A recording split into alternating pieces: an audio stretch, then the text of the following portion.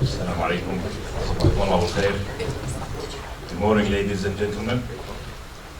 We welcome you to this awareness session on the Directors and Officers Liability Insurance Policy. KPC has purchased a Directors and Officers Liability Insurance Policy, ensuring the Directors and Officers of KPC and the K companies, and it also extends to include all employees as well.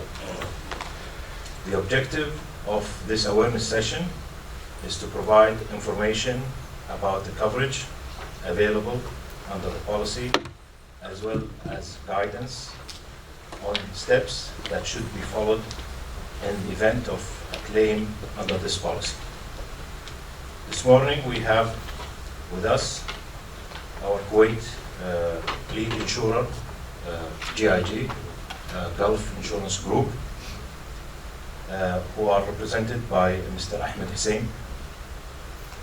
And also we have the broker of record, MS Willis Tower Watson, are represented by Paulo Ferrez, James Johnson, and John Walking. Accompanying them are members of Tahir Group law firm, Mr. Fawaz Al-Khatib, Khalid Al-Khatib, and Mr. Abdulaziz Al-Khatib. We hope the session will be informative and interactive, so please feel free to address any questions to the panel of speakers and get the first-hand answers. So I have now leave the floor to GIG and Willis Watson, and also Tahir Group. Sabahkum Allah bil khair. Good morning, everyone. It's always a pleasure to be with KPC. Today we'll be speaking about Directors and Officers Liability Insurance. The workshop is organized into three parts. We will be starting with the legal aspects, which will be presented by Tahir Group law firm. This part of the presentation will be a mix of English and Arabic. We will go over the legal framework that governs the Directors' Liability Insurance, which laws are applicable, what is the exposure limit, and what is the time frame. Then there will be given some case examples. The second part will be about the policy coverage, which will be presented by the broker of record, Willis Towers Watson. And the last part will be about the claims process and documentation, which will be presented by the lead insurer ourselves. If there is time, Willis will go after this on some case examples, claims. So we will go ahead and start with the legal part.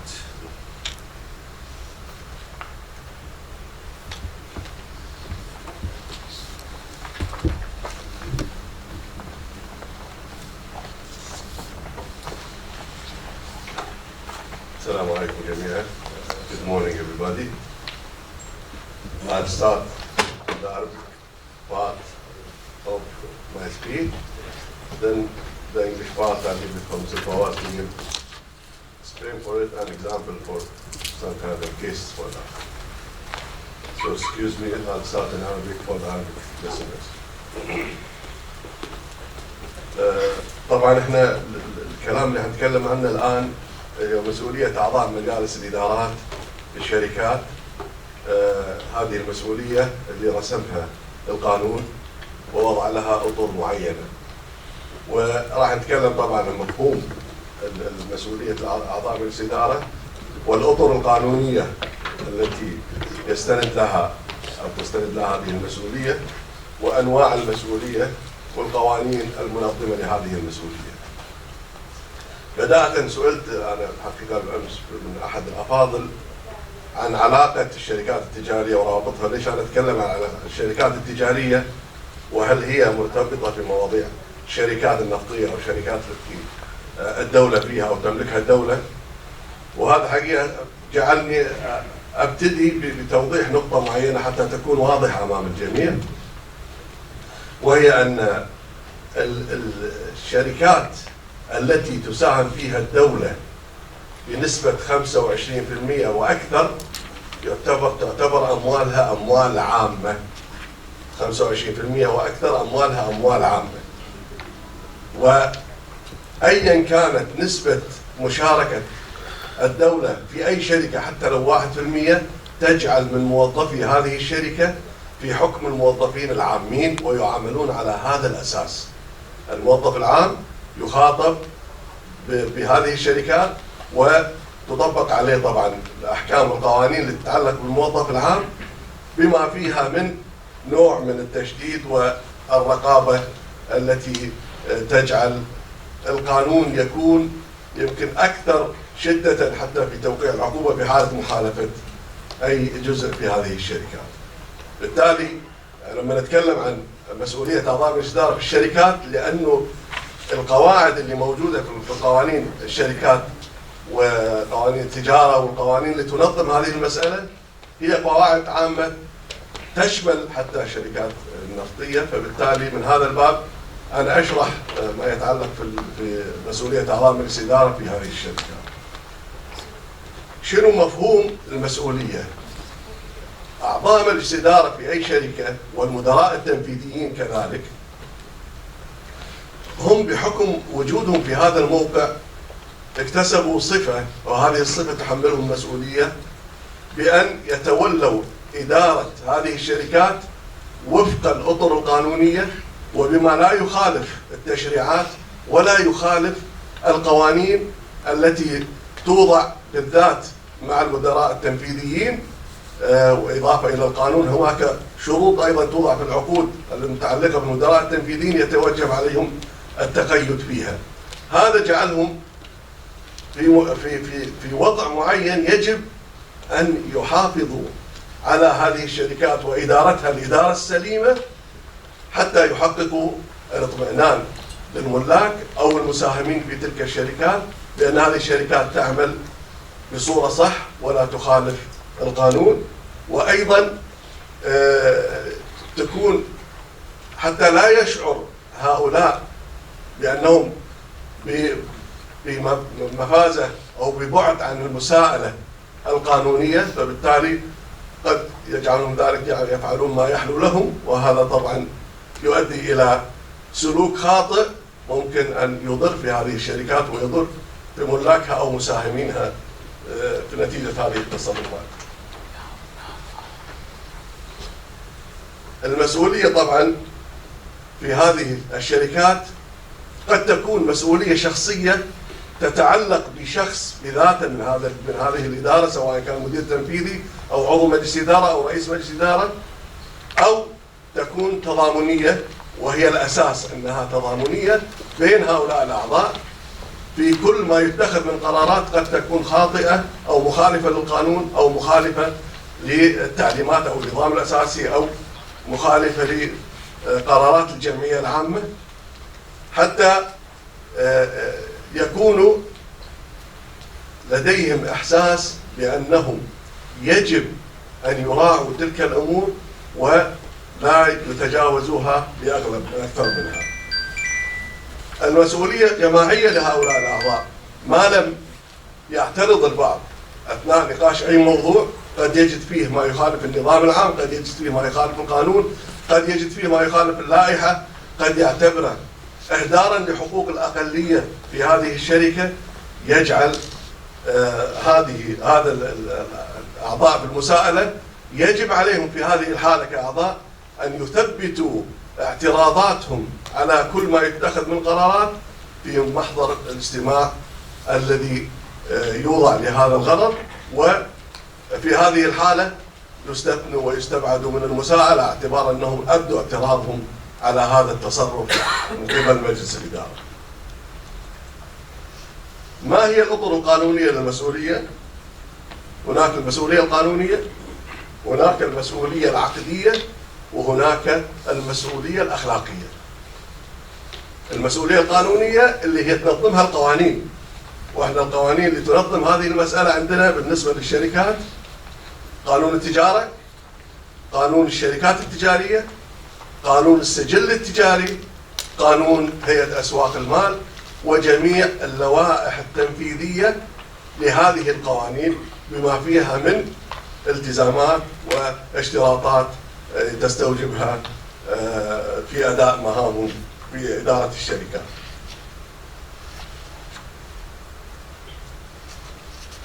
الآن راح انتقل، أنا أعتذر لأني قاعد أقفز بسرعة لأنه الوقت المحدد قليل، فبالتالي المدى الزمني عندي يعني ضاغطني، فبالتالي أحاول قدر الإمكان أني أغطي النقاط اللي أقدر أغطيها، مع نصحي كما ذكرت بالأمس للجميع كل من يتولى هذه المناصب أن يقتني القوانين هذه، يطلع عليها من باب الثقافة والمعرفة القانونية حتى يعرف حقوقه وواجباته أثناء تأدية عمله، وحتى لا يتجاوز هذه الالتزامات التي نص عليها القانون. أنواع المسؤولية في الشركات: هناك المسؤولية المدنية، وهناك المسؤولية الجزائية، وهناك طبعا المسؤولية الأخلاقية. المسؤولية المدنية تتحقق عندما يرتكب أعضاء مجلس الإدارة أو المدير التنفيذي أو المدراء التنفيذيين أيا كانوا أخطاء تسبب ضرر للشركة التي يمثلونها أو الجهة التي يعملون فيها.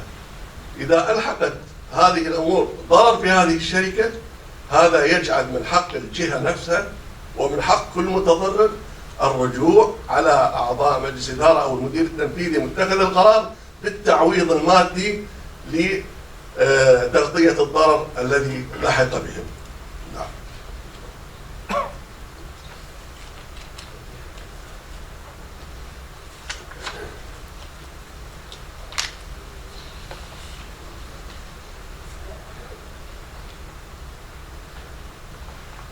في طبعا أمثلة على المسؤولية.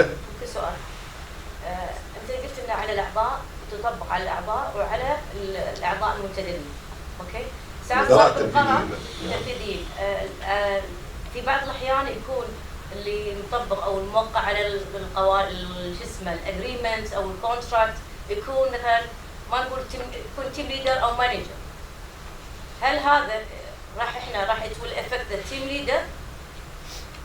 اوكي، راح يطبق عليه الوثيقه هذه على التيم ليدرز او المانجر، ولا لازم يطبق على رئيس مجلس الاداره؟ شوف الخطأ اللي يحصل او الضرر اللي يحصل اذا كان نتيجة هذا القرار الشركة او الجهة اتخذت تصرف معين اضر بشخص معين، بشخص خارج عن اطار العمل، تضرر من هذا القرار، رجوعها بالتعويض هيكون على الجهة نفسها، والجهة وشأنها مستقبلا في الرجوع على متخذ القرار. لكن كمدير تنفيذي أيضا هو يمثل الجهة التي يتبعها. لكن إذا كان الضرر من نتج عن هذا التصرف يضر بأموال الشركة، يجعل للشركة ذاتها الحق في الرجوع على هذا الشخص في التعويض أو أيا كان الإجراء الإداري اللي يتبع حسب اللوائح داخل الجهة التي يعمل فيها. فبالتالي هو يساءل ممكن جهة العمل تتحمل الضرر وتوقف إلى هذا الحد، لكن هذا ما يمنع أنها من حقها أنها ترجع على هذا الشخص بمطالبته بالتعويض الذي دفع نتيجة إخلاله في أداء وظيفته. الأمثلة على المسؤوليات والالتزامات العامة، أنه تلتزم بكافة التشريعات والقوانين والقرارات، هذا مسألة عامة لأن الكل يجب أن يلتزم فيها. التزام طبعا فيما يتعلق بالسجل التجاري، يجب قيد عقود الشركات وتعديلاتها، وأي تعديل يطرأ عليها سواء في الشركاء، في رأس المال، في الكيان القانوني، في أيا كان هذا التعديل يجب أن يسجل في السجل التجاري، وإلا لا يعتد فيه، وبالتالي ممكن هذا يسبب ضرر في علاقة الجهة مع الغير ويلحق بهذه الجهة الضرر، فبالتالي هي من الالتزامات العامة. أيضا المحافظة على حقوق الشركة وبذل كل الجهد في المحافظة عليها. وطبعا هني تقوم موضوع المسؤولية، حتى لو أخطأ أعضاء مجلس إدارة أو المدير التنفيذي في أداء شيء معين، بالذات أعضاء مجلس إدارة إذا كان هناك جمعية عمومية واقترعوا على إبراء ذمتهم، هذا لا يعفي من أنه من حق أي شخص أنه يرجع عليهم ويطالب بالتعويض أو يطالب بإلغاء القرار أو أيا كان. إنما لأنه الاقتراع بالإبراء الذمة هذا في داخل الجمعية العامة ما يحجب حق المتضرر في الرجوع عليه. وطبعا هذه لها مواعيد وراح نذكرها. مثال المسؤوليات الخاصة التي يجب أن يلتزم فيها الأشخاص، هناك مثال أنا دائما أضربه يتعلق بالشركات ذات المسؤولية المحدودة، وهذه طبعا لأن هذه كثيرة الانتشار في الكويت وأكثر أنواع الشركات وجودا. ذات المسؤولية محدودة يعني أن مسؤوليتها محددة ومحدودة في حدود رأس المال لا يتجاوز إلى الشركاء أو إلى الملاك. هذه الحدود يستلزم القانون أن في التعامل مع الغير والتعاقد مع الغير أن تذكر هذه العبارة اسم الشركة مع ذا ميم أو ذات مسؤولية محدودة، تذكر بوضوح. يعني عدم ذكرها وعدم إدراجها يجعل هذه الشركة في مواجهة المتعاقد معها شركة تضامنية، يجعل من حق الغير الرجوع على الشركاء في أموالهم الخاصة في هذه الحالة. بالتالي هذا أمر ضروري جدا أن يدرج في العقود. أنا طبعا أبي أركز على الشغلات الثانية كلها ننصص عليها عشان الوقت أزف عندي. عندي أبي من اللي له حق رفع الدعوة في حال حدوث مثل هذه المخالفات أو التجاوزات. كل مساهم له حق في الرجوع على دعوى المسؤولية، إما نيابة عن الشركة إذا كان الضرر وقع على الشركة التي هو فيها، ممكن يرفع المساهم دعوة يطالب باسترداد هذا الحق أو التعويض لهذه الشركة بشخصه، أو إنه هو تضرر شخصيا أيضا له حق يرفع دعوة يطالب بالتعويض عن الضرر الذي تعرض له شخصيا. مساهمي الشركة اللي يمتلكون 15% وأكثر، حتى لو مساهم واحد يمتلك 15% أو أكثر، من حقه أن يطعن على قرارات الجمعية العامة اللي فيها نوع من الإجحاف في حقوق الأقلية. قد تتخذ قرارات ناس عندهم الأغلبية يأخذ قرارات، هذه القرارات من شأنها أن تضر في الأقلية، هؤلاء الأقلية من حقهم أن يطعنوا في هذه القرارات. طبعا هيئة أسواق المال لها حق رفع جميع الدعوى، مدني، جزائي، تأديبي، كذا، مفتوحة لهيئة أسواق المال في أداء دورها فيها. متى تسقط دعوى المسؤولية؟ دعوى المسؤولية تسقط بمضي 5 سنوات من تاريخ انعقاد اجتماع الجمعية العامة، إلا إذا كان التصرف اللي تم في الجهات المسؤولية هذه نتجت عن تصرف تم يكون جريمة، فإن التقادم المتعلق بهذه الجريمة هو الذي يسري وليس مدة، حتى لو تجاوزت في الجناح 5 سنوات، في الجناحات 10 سنوات قد تتجاوز هذه المدة. وأيضا دعوى البطلان في أي قرار تصدره مجلس إدارة أو الجمعية العامة يسقط بمضي 2 شهر من تاريخ صدور قرار الجمعية العامة أو علم المساهم بالقرار. أيضا وضع المشرع مسؤولية جزائية ووضع عقوبات تدرج فيها كثيرا في هذه الأمور. وهذه الجزئية بس اللي أنا بتأكد منها أو بأكد عليها، أنه فيما يتعلق في الجهات التي تساهم فيها الدولة وتتعلق أي مشكلة أو جريمة بالمال العام أو تجاوز على المال العام أو تعدي عليه، هذه الجرائم لا تسقط بالتقادم مهما مر الزمن. المال العام محصن من التقادم لو حتى مضى عليه ما مضى من الوقت. فبالتالي هذا باختصار طبعا ما يتعلق الشركات. ونبدأ أنا حاضر في أي سؤال تحبوا تفضلون فيه. لأن نترك المجال للأستاذ فواز.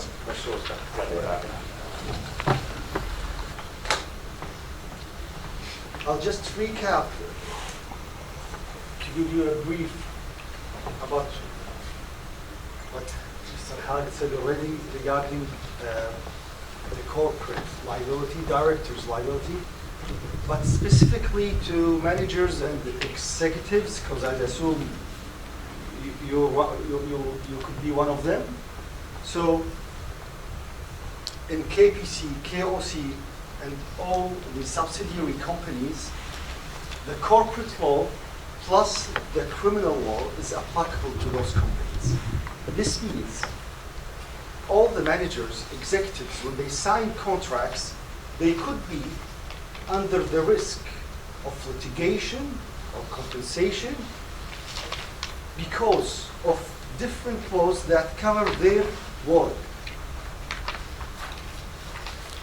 Mr. Khalid pointed out to 5 main reasons that are mentioned in the Kuwait company law, the recent one, which is the misuse of authority, error in management, violation of any law, or violation of any contract. Contract, I mean the contract of the company itself or with the counterparty. And the recent law states that even if there is a poll from the General Assembly that releases or discharges the director or the manager, still one can be sued within 5 years. Now, I'd like to examine 6 important cases from the Kuwaiti courts which are recent. And we consider it as a recent development into how the law considers the corporate liability and director's liability more specifically. So the paradigm here is the corporate, not the criminal. So I will not speak about insider trading, market manipulation, the act of stealing. And the most pressing cases are related to 2 grounds: error in management and misuse of authority. Here we can see the first case. The court found one of the directors in a parent company liable because of the delay of issuing the annual budget and issued a verdict against him to compensate shareholders for 600,000 KD. This was by the Supreme Court in 2018, Commercial Circuit 4. The defense tried to explain to the court that there are many subsidiary companies, so we cannot issue a financial budget before getting the subsidiary budgets. Still, the court did not find that as a reasonable ground to not compensate the shareholders. Turning to the second example, the shareholders sued executives and directors because of taking a risky investment decision by buying another Bahraini company. So a Kuwaiti company bought shares in a Bahraini company for 24 million. The shareholders stated in their case that this is not the true value, the actual value of the shares. And it was bought by a much higher value. And they went to the expert, and the expert considered their case as a reliable case to ask the directors and executives to pay back the shareholders or the loss.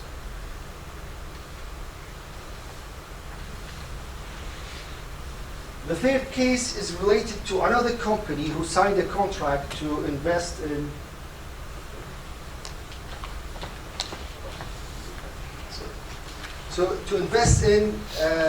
an investment in Saudi Arabia. And here the they bought 15% of a Saudi company in 2006. And in 2008, they decided to exit this investment. They had a couple of meetings with the executives, with the manager, with the directors, and they said, okay, it's a global crisis, 2008. We must quit. We don't want to suffer more from the loss. So they sold the shares for 3 million. So they bought it for 7 and sold it for 3. They were sued by the shareholders, and then in the court, another defense was provided, not only because of the global crisis, but because there is a royal decree in Saudi Arabia that states only Saudi companies and individuals can buy stocks in the Saudi companies. So the Kuwaiti company could not register the stocks. So they registered it in the name of a third party, and asking the court to relieve them from any compensation, because it is a correct decision based on the risk analysis, and we have a legal concern, obstacle, we cannot own it in our in the company's name. Still, the court refused that ground and compensated the shareholders for the difference. So 7 million bought it, they sell it for 4 million, so the compensation was 3 million Kuwaiti dinars.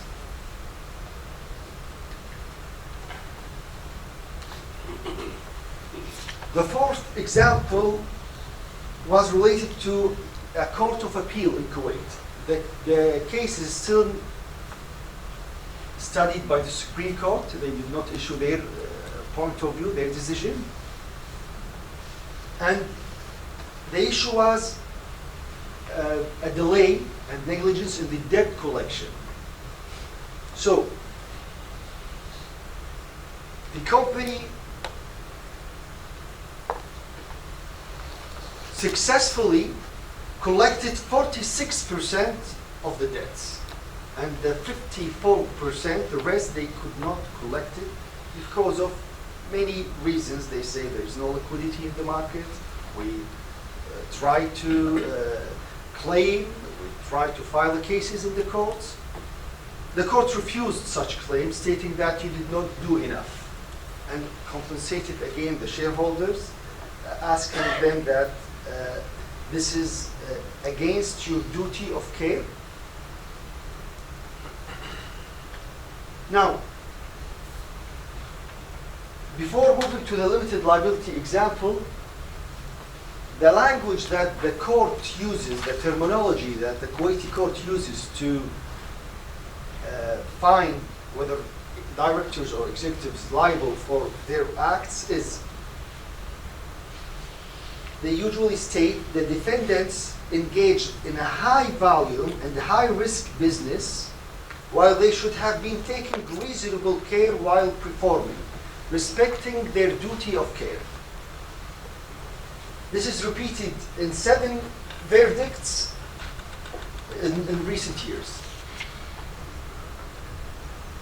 Now, regarding the example that was illustrated by Mr. Khalid about the LLC company, there is a Supreme Court judgment in 2016 in Civil Circuit 1 that states if a person, I think this is even crucial for the public companies or any type of company, it states if the person did not specify the type of the company that deals with the other entity, so any contract that you sign with any counterparty, whether it's an employee or another company, you must state the company name and its type. And sometimes the law asks for its capital to be mentioned. The problem here that if you didn't do that, the court will find the person who signed the contract jointly responsible of all the obligations that are mentioned in the contract. And that's what happened here. A real estate company sold a real estate in Bulgaria for 60,000 KD, but he didn't mention LLC. That's the point 1. That's the main mistake. The second mistake was that he didn't appoint a manager from the company, or he did, but he didn't register it in the ministry. So the court found him personally liable for the debt for the 60,000 and terminated the agreement. Now, the key message by this presentation is that one should take a preventive approach regarding corporate, executive, managers' liability.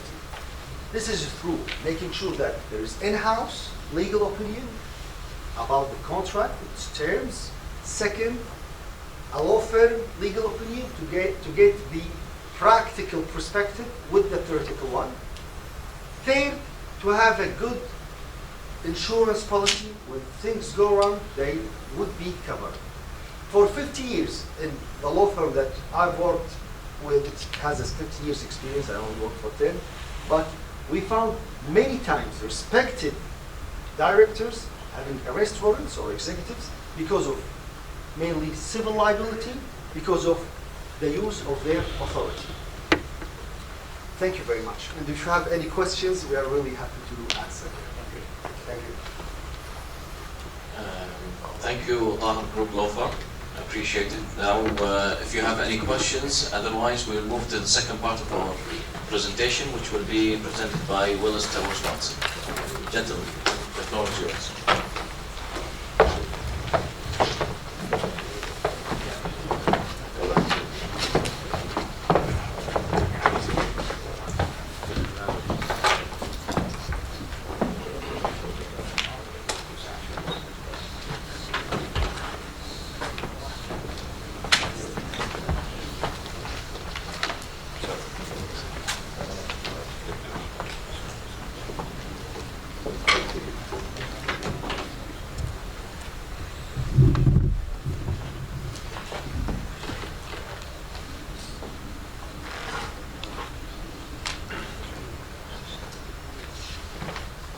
Good morning, everyone. My name's John Bocking from Willis Towers Watson, and we're responsible for placing your D&O policy. You have a policy called Dark Star, which is probably the widest wording in the market, designed by Willis back in 2006. You purchased the policy in 2018. We are going to be running through an introduction to D&O insurance for you, so you can understand what it is, importantly, who is covered, what is actually covered, and then there's a summary of how the policy is actually constructed, and importantly, again, how the policy responds to a claim, who are the potential claimants, of which there are many, and obviously the advantages of purchasing direction officer insurance, and the key benefits of the current D&O wording that you have, which is basically in comparison to other wordings that are on the market. The Dark Star wording is it's 11 pages long. It's it's a very clearly set out document, which is important when it comes to any interpretation. Certainly some insurers' wordings are overly long, with many exclusions on. We've limited our exclusions to 6 on your policy, so it's really very clear, so that when there's no issues with interpretation should a claim arise, and importantly no protracted arguments with insurers about what is actually covered and what is not covered. So importantly, the defence costs and legal costs will start from the ground up. There's no, there won't be too much of a delay, which is important for you to know should there be a claim against you. So, a brief introduction to what D&O insurance actually is. So who does it cover? Well, it covers the individuals. So this is the side A, company reimbursement. So when the company agrees to indemnify the individuals, the directors, the policy will reimburse the company for those payments that have been made. There's also the company for the securities claims, which is really for publicly listed. So if there's an issue with a drop in share price, for example, and the directors are sued for a wrongful act that occurred because of that, then there is cover for this as well. So what does it cover? It's wide in what it actually covers. So defence costs, legal costs, and investigation costs. These could be internal and external. And then there's obviously the court awards, the damages, and out-of-court settlements. Most cases we see do, it's usually the out-of-court settlements. It's important to know that this will follow all the way through to the end of the case. So how does it work? You buy a policy, an annual policy, and it's when the claims made and are reported. So we always say that if you have any issues or any concerns about something that's been, that there is an issue, that you notify it to insurers, just so it's on record. Also importantly, when you retire, there's cover for, so you can rest assured that you have the cover for when you actually retire from the organisation. So your assets are protected throughout your retirement as well. What does it not cover, which is obviously important? Fines and penalties, bad conduct, and then obviously your business as usual. So your conduct that you normally do as a business, we're not going to cover if that goes wrong. But bad conduct, the defence costs would cover from the beginning of the case until it's proved that there has been bad conduct, fraud or dishonesty. So you can still have defence costs and legal costs up until the point of the final adjudication. So what is actually D&O insurance, directors and officers insurance? These policies offer liability cover for company managers, so to protect from the claims which were discussed in the previous presentation, which may arise from decisions and actions taken, so alleged wrongful acts, and that has to be within the scope of the regular duties. We said before the D&O policy will pay for defence costs and financial losses, and there's also cover for generated by administrative, civil and criminal proceedings and investigations by regulators, so it's really covering every avenue you can think of where you might get sued by various entities, and James will go into those people, persons that can sue against you. They cover the personal liability of company directors, but also the reimbursement of the company, which is the side B coverage, as we call it, i.e. KPC, in cases paid a claim of a third party on behalf of its managers in order to protect them. So you're covering the company as well. As I've said before, cover is for current, past and future directors and officers of a company and its subsidiaries. This is important when obviously in the future when you're hiring new directors to attract them, they know that there's a policy behind them which will protect them and pay for the legal fees should there be an issue and protect their personal assets. D&O insurance is on a claims made basis. Claims made basically means that claims are only covered if they're made whilst the policy is in effect. So again, you buy an annual policy, which I believe renews in April, so the claims need to be made during that policy period. Obviously, D&O is not designed to cover fraudulent, criminal or intentional non-compliant acts or cases where directors obtained illegal remuneration or acted for personal profit. There isn't an insurance policy that would cover that.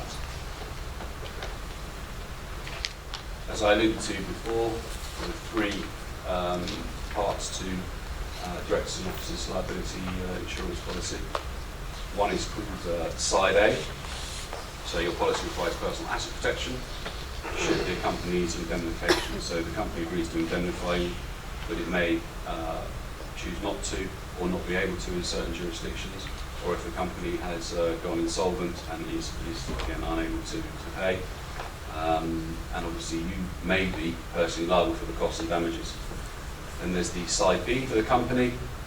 So again, if the company provides indemnification for costs and settlements, then that is reimbursed from insurers.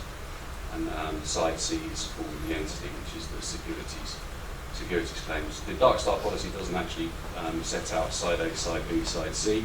It's just one insuring clause, which is again, simplifies the policy, and it ensures from the ground up for all the claims and the wrongful acts that we've discussed. Again, this highlights actually who is covered, so it's wide-ranging. You've got the non-executive directors, the shadow directors, the employees, the outside entity directors. So it really is covering everyone. It's wide-ranging, wide policy. Going into a bit more on actually who is covered: board members, employees in a management role, other employees who are claimed against together, above board members and employees. Importantly, retired or former directors, officers, employees of the group. So you know you can again be rest assured that when you retire, there is cover. You're not going to have someone knocking on the door and for an alleged wrongful act. You know that you've got this cover in place as long as the policy is purchased. Again, the de facto or shadow directors, and then the company indemnifies the individuals, and the side C cover, which is the shareholder claims. What is actually covered? Again, it's wide policy. It covers a wide-ranging area of costs and fees. You've got your defence costs, you've got your fees, costs and expenses incurred. These can be astronomical with lawyers' rates that they charge. Damages of any kind with the interest and, importantly, the claimant's costs as well. Civil fines and penalties, which are legally insurable, but under the jurisdiction in which the claim is made. And then again, we go on to the securities claims and derivative claims. So what you've got is a purchase policy in 2018. You've got a policy that is, really protects your assets, your individual assets, and the company. Should there be an issue, there is obviously the legal environment at the moment. There is an awful lot of claims going on, and there's an awful lot of ways that you can get sued by many different parties. James is now going to go into how the policy actually responds when there is a claim for a wrongful act. So it's important for you to understand the actual mechanics of the policy. Thank you, John. Good morning, everybody. So how does the policy respond? Well, the first thing that has to happen is a wrongful act or an alleged wrongful act that's committed by one of the insured persons. And a wrongful act generally is any decision taken or an act whilst carrying out your day-to-day responsibilities, which generally is someone in a managerial or supervisory capacity, or someone on the board of directors, and the decision is taken that then leads to some form of loss for the insured persons, and that could be because a claim has been made by a shareholder, or there's been a regulatory investigation or a criminal investigation. So the policy will cover wrongful acts, but there can also be allegations made that you would want to defend, and so the policy can kick in straight away, and legal costs can be paid out even if you dispute the allegations at hand. So when we talk about loss, there's these terms that are defined in the policy wording. We're really talking about legal defence costs. We're talking about potentially forensic accountants and auditors. Sometimes if there's a big issue, not only do you have to appoint lawyers, but you also have to appoint accounting firms who will go through years worth of emails and files and to help put together a defence for you if you have to attend an investigation. And these costs can increase quite dramatically in quite a short space of time, especially if you're talking big four accountancy firms or top law firms that are involved in the world. A claim has to be made during the relevant policy period. So generally speaking, there'll be be a loss, and then the insured person or the company will bring a claim under the policy. The policy will then pay directly to the insured person the legal fees, or if the company has paid those fees on behalf of the individual, it will reimburse the company. And we've got here reasonable defence costs. So generally speaking, the insurers like to have prior agreement before any lawyers are appointed, just to make sure that they're happy with things like hourly rates, that they deem them to be reasonable and not unreasonable, because hourly rates can differ quite substantially. The policy will provide cover for representation at investigations. Sometimes, depending on the nature of the incident, there may be different stages of investigations. They could be pre-investigations, there may be police investigations. People might have to fly overseas for interviews with regulators. We've seen that recently quite often, actually. And the cost of attending these investigations can be covered by the policy. Even travel expenses can be potentially covered as well. And the policy will then pay any damages. So once the case has gone to court, if it does go to court, damages may well be awarded against the directors in question. The policy can step in and pay those damages instead of the individuals themselves, including obviously any legal fees incurred during that time.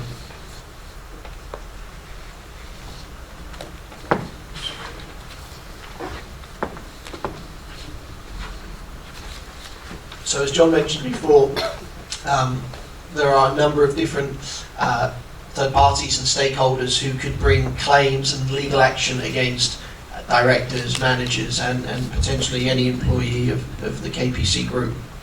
We talk about the board in the middle because they're the ones that are most likely to have claims, but the policy is quite broad and can respond to any employee of KPC potentially having a claim made against them.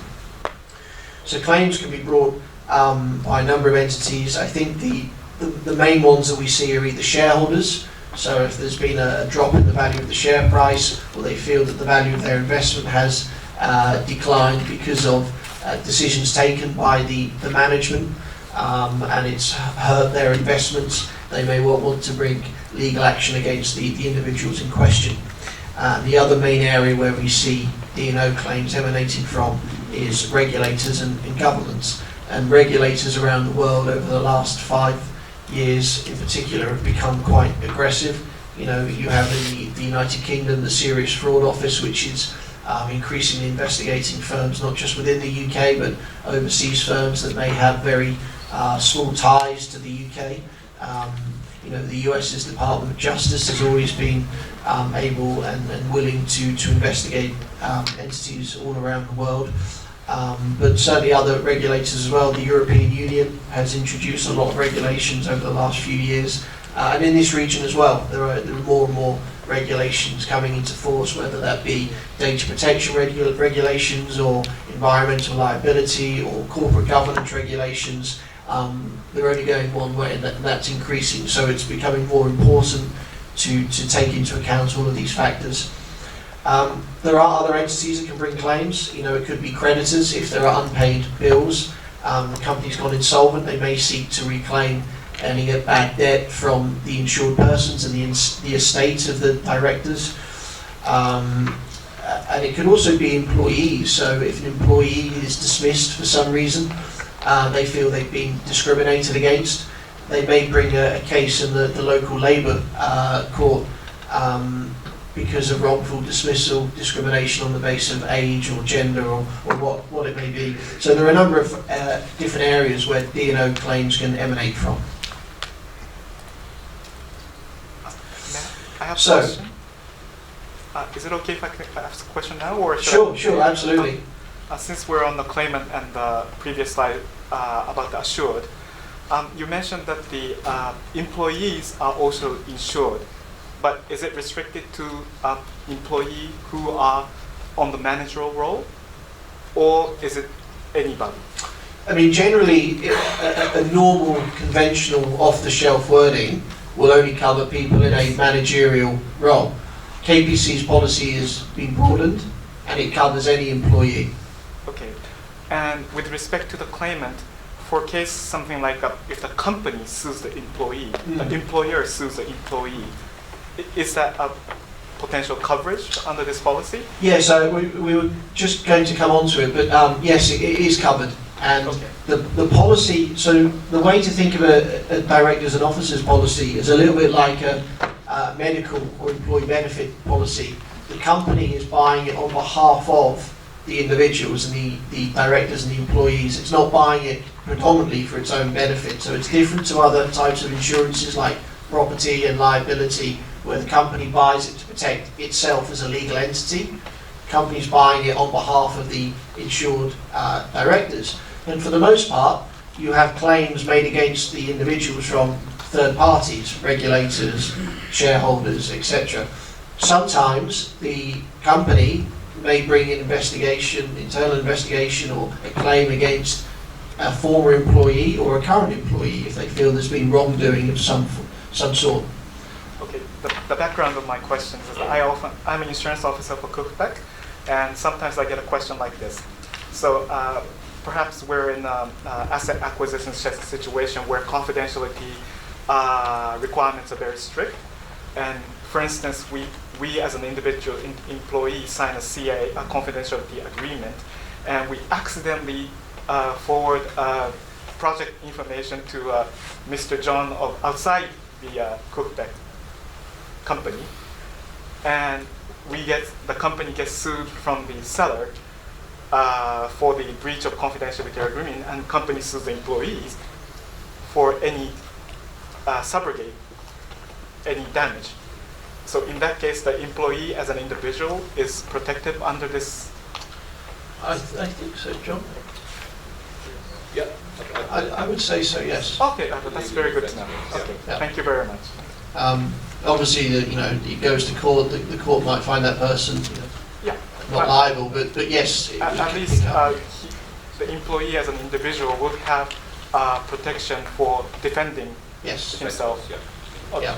And Ahmed at GIG, he'll talk a little bit about the actual process in such a scenario after we've finished. Because I think it can get a bit confusing, but to answer your question, yes, it would respond. Thank you very much. So the advantages of having D&O insurance for both the individual persons, the directors, and also for the company itself. So for the directors and officers, it basically protects their personal financial assets. So, they could be found personally liable. Different jurisdictions have different laws, and that's why limited liability companies were formed to try and protect individuals' personal assets. But if the company is unwilling or unable to pay legal fees and other costs on behalf of the individual, that individual is going to have to fund their defence themselves. And so the policy can help with that, because obviously things can get quite expensive and not everyone's got really deep pockets. It can help protect reputation of senior individuals. The policy has extensions for things like PR experts that can be appointed, and all crisis communication experts who can help directors to try and mitigate any damage to the reputation in the media, for example. Generally, the cost of insurance to directors is nothing. The company buys it on your behalf, much like a medical policy. So you're getting some really good protection for nothing. And as we mentioned, it can also provide protection to individual directors and employees if the employer brings a claim against you for whatever reason. The benefits for the company is that a good and robust D&O policy can help to attract and retain senior directors and officers. I think in this day and age, there will be a lot of experienced senior directors who will insist upon there being some level of directors and officers insurance in place before they accept any job offer. If a company wants to attract good, maybe non-executive directors to sit on the board because they have experience in a certain sector, they would probably want to know that there's a good D&O policy in place. So it's important from a recruitment perspective. It provides balance sheet protection, as John said before, in the case that the company reimburses individuals in the event of litigation or regulatory actions. And for those companies that are listed on the stock exchange, so not directly relevant to KPC, it can also provide protection when there's what we call a securities claim, which is to do with trading of shares. So, John mentioned before that KPC enjoy a policy wording called Dark Star, which basically stands for Directors All Risks Cover. And this is a wording that we've used as a company for many of our major international clients. We feel it's one of the best, if not the best, in the market. And basically the premise of it is that it simplifies and improves the protection available to directors, officers and other insured persons. If you do have a case, legal action brought against you as an individual, I think it probably can be quite a stressful time, and you want to have the certainty that there's an insurance policy in place that's very easy to understand and will react as you need it to react. It, to coin a phrase, it does what it says on the tin. Some policies that are in the market are very long. They have a number of definitions and exclusions, and they're pages and pages long. And actually, sometimes less is more. If you have a wording that's too long and too complicated, it's not easy to assess whether it actually covers the scenario that you find yourself in. So our wording is simplified. It's only 10 or 11 pages long. We provide terms that are more general in nature. We don't like to fully prescribe specific insured events or definitions. So that it's always easier to argue the case with the reinsurers, whether a case can be covered or not. And that's our job as a broker, if there's a claim, to try and help the insured persons in any way we can.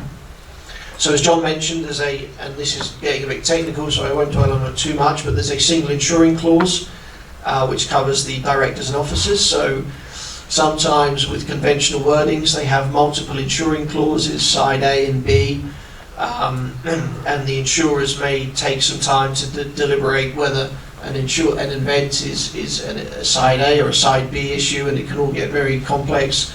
So we have a single insuring clause which hopefully simplifies the process and gets insurers paying legal fees as soon as possible, because if you do find yourself in a situation, you'll be incurring costs probably from day one almost. It provides focused and comprehensive cover for investigations. As I mentioned before any cases go to court, there may be an extensive regulatory investigation. There may also be things called pre-investigations, which is before a formal investigation has been launched. So the process can be quite complex depending on the nature of the incident in question, and so it provides cover no matter what stage of the investigation you find yourself in. And there's also a clear and transparent approach to claims conduct and control. So we feel that the wording provides good protection and favourable conditions for people to make claims under the policy. It's not too onerous in terms of you having to notify a claim within a certain time frame, and if you don't, there's no cover given under the policy, so it's quite favourable in that respect. And this just goes through the key benefits. I won't read it all through it, but one insuring clause, as John mentioned, covers on an all risks basis. So basically it starts with the premise that an event is covered if it's not excluded, and then there are a number of exclusions, rather than having one or two insuring clauses with multiple exclusions. We flip it around, and we feel that's more favourable for the insureds. Generally, there are no deductibles, which is obviously important as an insured person. You don't want to be told that there is cover. However, you have to pay $25,000, $50,000, $100,000 yourself before the insurance kicks in. You want the insurance to kick in from what we call ground up from day one, without you having to fund an excess yourself first. And there's clear triggers on the policy, so hopefully it's easy to understand, easy to navigate, easy to read. And with that, I will hand over to Ahmed, who will talk you through the claims notification process.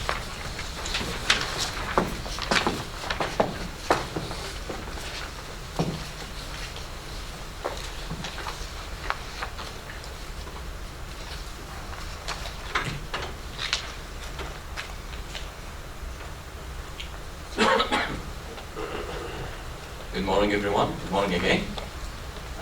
I'll be speaking about the claims. Now, you have a policy. Now, when you will get the benefit, when will you utilize that policy? If a claim happened. Now, what is the process? Now, I will go back to when James was talking about the potential claimants. Who are the people who are likely to raise a claim against the insured person?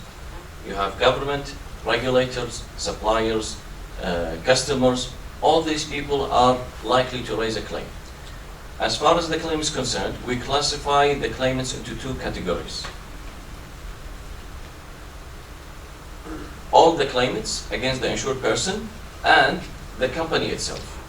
Now, if the government, regulator, auditor, all these people raise a claim against the insured person should go and notify the insurance team at the K company. Then the insurance team at the K company notify the lead insurer. This is how the workflow goes.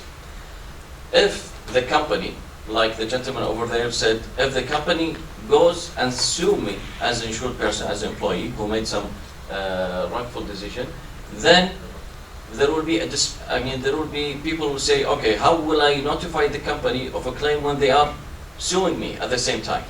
It's a dilemma. And to solve that dilemma, the answer will be that you don't contact the company on that case. You go directly to the lead insurer, GIG. People may question, how will I utilize a policy which is bought by the company and then the insurer will sit with me? Actually, this is the main spirit, the main objective of this policy, is to protect you, to defend you. As James was saying, this is a policy similar like to medical policy, to PA policy, where it is a benefit to the insured person, to the employee themselves. So in this case, if the company raise a claim against you, you go directly to the lead insurer. Now people may raise questions about confidentiality. How will the company know? Because at the end you will come to us, GIG, and say, the company said, I made a wrong decision. This is my justification. People may be worried that this information may be shared with the company. Now, I can assure you, you have a commitment from our side, is that we will maintain complete confidentiality. And this is actually a part of our policy. This is what the policy says. However, if a claim is made against an insured person by the company, the insurer shall have no duty, no obligation to communicate with any other insured person or the company with respect to that claim. So you have a legal protection, not only, but what we are saying, but under the policy, is that if you come to us in case of dispute with the company, we'll be sitting in your side. Now I will go back here. For cases where you receive a claim from, for example, the government. In this case, you will notify your insurance team in your K company, and the K company will notify us. We had a question whether do you need to go through KPC risk management team? I can tell you no. It is an approved policy procedure that the K company subsidiary cannot come to us directly to notify the claim. Just to be on the safe side, to be clear, this is only applicable in case of claims. We go to the most common question we face for claims. When do you notify a claim? Now let me clarify what a claim is. It's not only when somebody raises a legal case against you. Even internal investigation, it is considered a claim under this policy. So even if the company sent to you that there is some doubt over some issue, there is an investigation, you have to notify the policy so that we initiate the defense process. Now, once this is done, you notify. Once there is a claim, when do you have to notify it? The rule of thumb, under any insurance policy, not DNO, it is as soon as possible.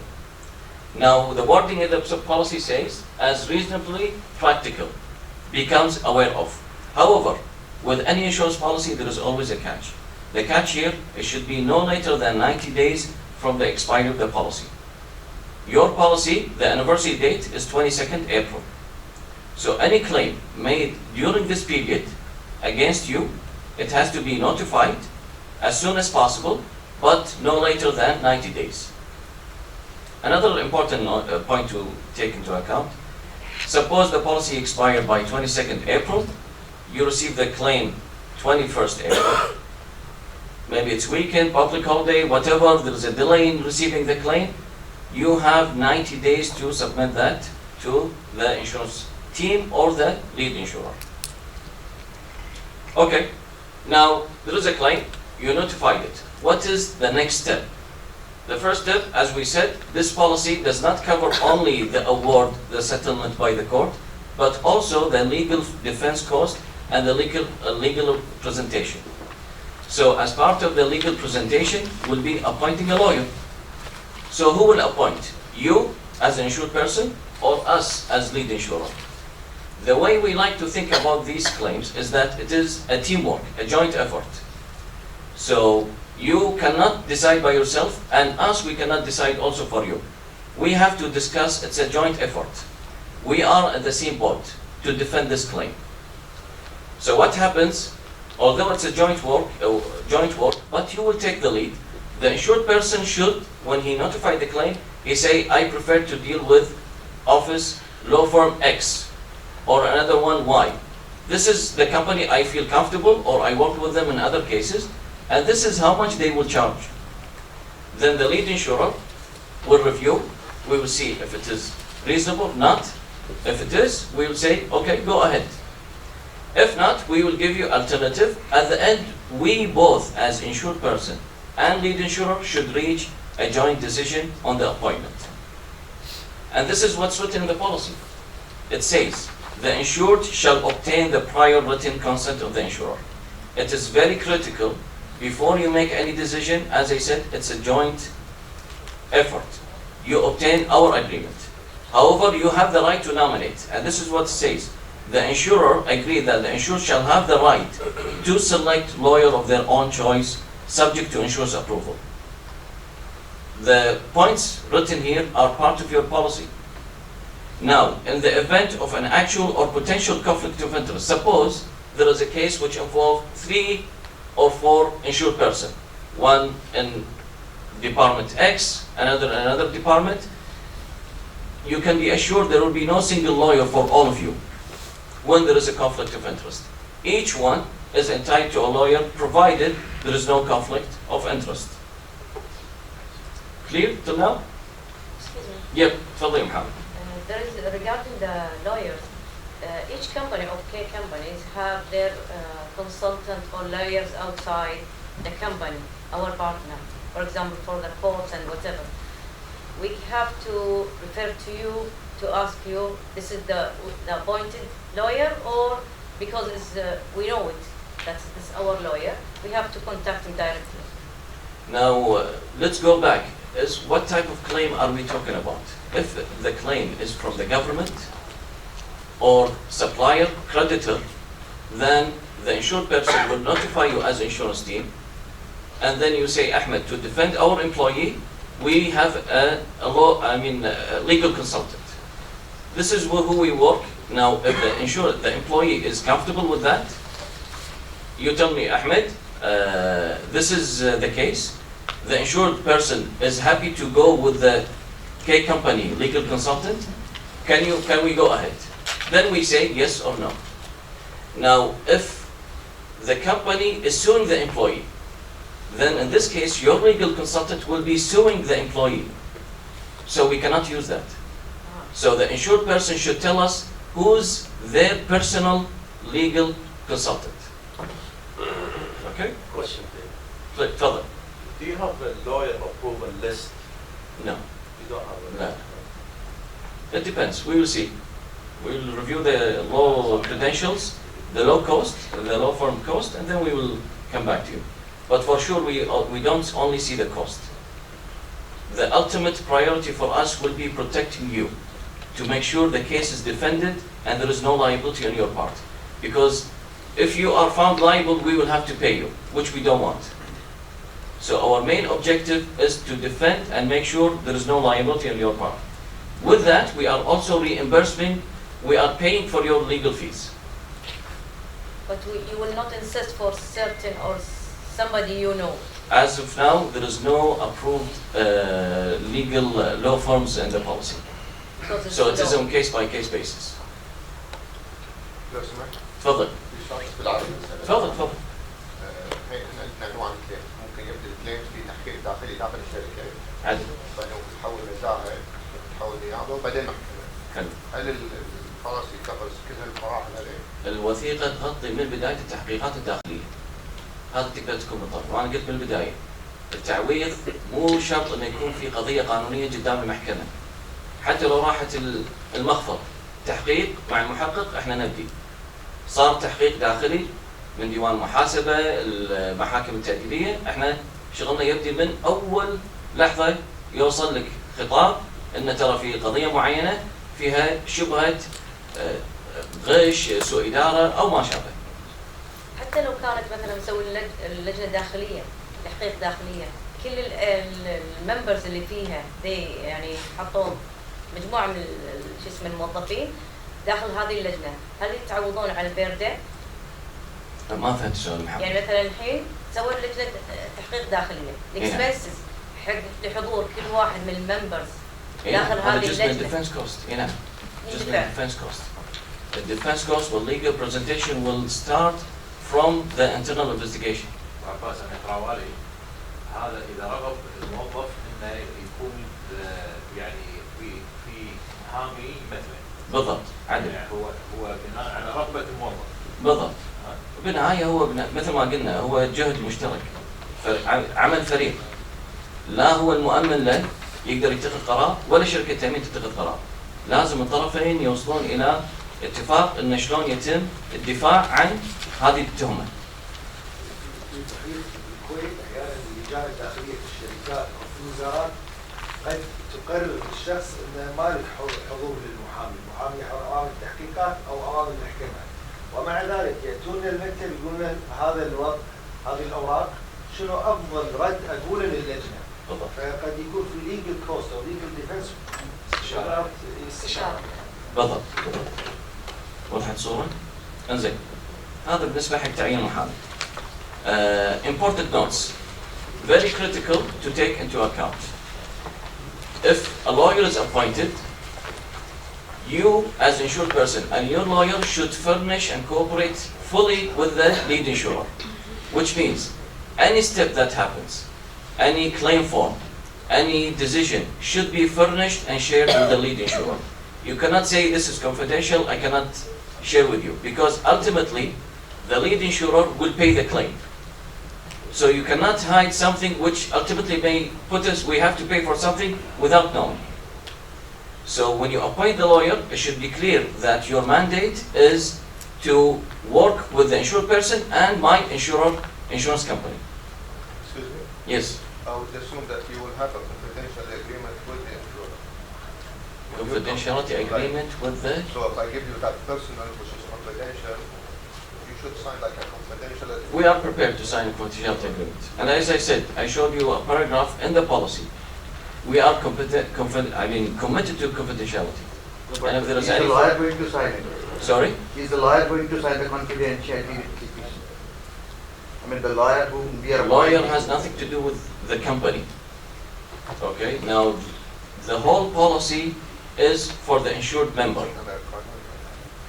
Okay? So the relation will be individual between the insured person, lawyer, and the lead insurer. Sorry, which lawyer? Whoever you recommend or we give you. I recommend. Yes. As a person under KPC company. Yes. Okay. There is no lawyer related to the K companies? As Mr. Nadia from KPC said, if you receive a claim from the government, from the court. Good. Then the company say, okay, we will protect you. We will help you with our legal services. Now, if the K company will recommend their legal consultant. Now, you have the right, as insured person, to accept that or not. For any claim related to the insurance? For any claim relating to error in management or misuse of authority. Any wrongful act. As you know, under the code of conduct, there is a clause, the K company have to appoint a lawyer if the employee working as the direction from his manager. You have to know this very important clause. And we are following this. But sometimes, see, if you are, as an insured person, happy with it, then the insurance team will come to us. They say, we have to do as per the code of conduct. This is our lawyer. Will you take it? Good. But suppose you don't like the company lawyer. You want your own. So at the end, it will be your decision, insurance team, our decision. It will be a joint decision at the end. But I think there is cooperation between my Of course. lawyer and the company lawyer. Yeah. Okay. Thank you. Sure. So now the first point is do not full cooperation between you, your lawyer and us. If you receive a claim, very critical, any liability, not only DNO, do not accept and say I am responsible. Let us, the first response is that let me review the facts and we will come back to you, or I will have to use legal assistance. Do not agree to pay any amount out of court, amicable. Even if you say, I don't want to go through the headache, I don't want to go through investigation, okay, how much it will cost, I will pay you. Do not do that. Because at the end, any amount you do, you will claim it from us. And without knowing what is the full information, we cannot comment on that. Okay, now this is the process we talked about so far. I think I'm on time. Okay, what is the claim documentation that you need to submit? The first notification, the first time when you come to the insurance team or when you come to us as lead insurer, there is a notification form which will be circulated by KPC Risk Management team. You have to fill it, sign it, and on that you will say, I have a lawyer, this is his contact details, this is his proposed cost, this is what happened. Then you have to attach any legal document you received from anybody, whether the company, the external claimant, any exchanges, emails, letters happened, and your recommendation on the lawyer. This is the first notification. After that, as I said, anything that happens, it should be shared with us in full cooperation. And by this, I finish my part. Thank you very much for your time, and I think we finished our presentation. If you have any questions, please feel free. Otherwise, مشكورين يعطيكم العافية. تفضل تفضل تفضل. مو سؤال، عندكم دليل مختصر على في صراحة الإخوان بالريسك مانجمنت تيم they developed a very comprehensive policy handbook. It talks about the policy coverage and the claims process. And this will be circulated يعني in the near future, very shortly. تفضل. هل الوثيقة تغطي أي قضايا عمالية أو أي تعويضات ناتجة عن قضايا عمالية على الشركة؟ قضايا عمالية من أي ناحية؟ لو توضح أكثر. يعني فرضاً قضايا فردية مرفوعة من عاملين عن تعويضات معينة، تأخير الترقية أو لا هذه الوثيقة ما تغطي الشركة. This policy does not cover the company. This policy is for you. If somebody sues the insured, the employee, the manager, the director, team leader, whoever, we will help you. But if you have something against the company, that's a different, outside the scope. تفضل. I'd like to thank Bunasir Bedir and his team for enlightening us. I was unaware that we had such a policy, and it was very useful. Thank you very much. تفضل. بالنسبه لخصوص مجلس الشكاوى بالعراق تروح بس تشكوى لازم يكون فورمال انت ما تروح المحكمه او تكون لوير او something. How you deal with this situation? Now, if at the end we will review the whole contract agreement with the lawyer. Is it a lump sum? If it is a lump sum, what is the accounting for variation orders? How it will change? Then we will see. اوكي بس بالبدايه قلت لنا ان احنا لازم نقول لكم من اللوير اللي لازم نفكر. صحيح. صح؟ صحيح. قبل النوتيفيكيشن ولا بعد؟ لان قبل With the notification. With the notification. ممكن ان يو ريجكتد عشان هذا الكوست البير او غالي مثلا. Can be. We can, I mean, at the end we will review and we reserve the right to decide if this is acceptable or not. And if we decide this is not acceptable, this will not be because of the cost. At the end, we will make sure you get the best lawyer. Because the ultimate objective is to defend the claim. Because at the end, who will pay the claim? It's the insurance. Okay? Thank you. مشكورين. يعطيكم العافية. ما قصرتم.